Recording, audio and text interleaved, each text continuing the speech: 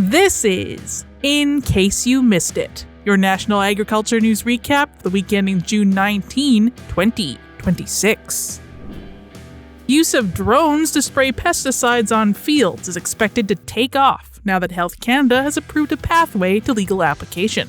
Last week, Health Canada said that any pesticide already registered for aerial application can be applied by drone within certain safety guidelines. This is an interim measure while federal regulations are finalized. However, drone experts are urging caution. Tom Wolf is an application specialist with Agrimetrics Research and Training and the website Sprayers 101. He called the decision a significant departure from Health Canada's usual cautious, science-based approach. Standard aerial labels don't address certain technical aspects of drone application. These could mislead operators, Wolf said. For one, drone sprayers produce finer droplets than sizing standards referenced on aerial labels. Swath width is also less predictable for drones. They can change based on flight height, wind direction, and many other variables. Wolf is also concerned about the best-selling agricultural spray drone in Canada. DJI Agri's T100 has a 100-liter tank and weighs about 170 kilograms when fully loaded. Transport Canada requires a special flight operations certificate for drones exceeding 150 kilograms.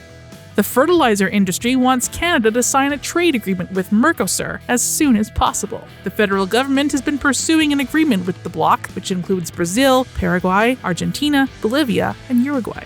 Canada's cattle sector has strongly opposed a potential deal, warning those countries could flood Canada with cheap, low-quality beef. However, the fertilizer sector sees free trade as an opportunity to expand market access, said Fertilizer Canada President Michael Burke.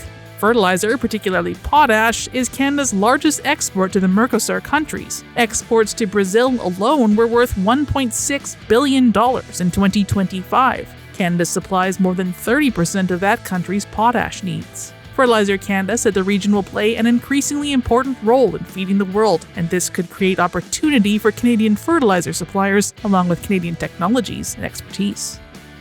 Canada and Japan announced this week that they'd signed an agreement to keep the pork trade flowing in the case of an African swine fever outbreak. Zoning agreements assist quick resumption of trade by allowing movement to continue outside of unaffected areas. African swine fever has never been found in Canada, but has devastated swine herds in other countries. Japan is Canada's largest pork export market by value, according to the Canadian Pork Council. Last year, exports to that country totaled about $1.8 billion. That was 31% of pork exports. Rene Roy is chair of the Canadian Pork Council. He said the agreement is a vote of confidence in the two countries' reporting and disease management programs.